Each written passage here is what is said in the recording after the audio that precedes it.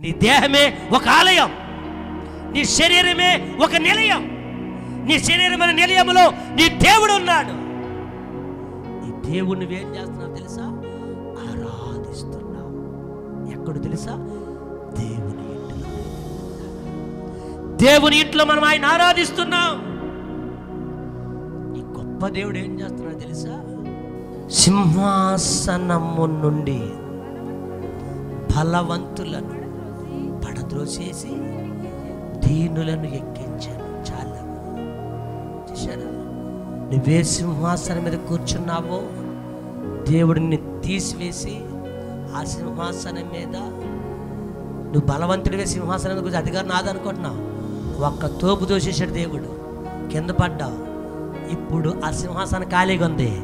ఇప్పుడు దేవుడు అక్కడ ఎవరిని కూర్చోబెడతాడు తెలుసా? దీనులను అక్కడ కూర్చోబెడతాడు. దేవునికి మహిమ కలుగును గాక.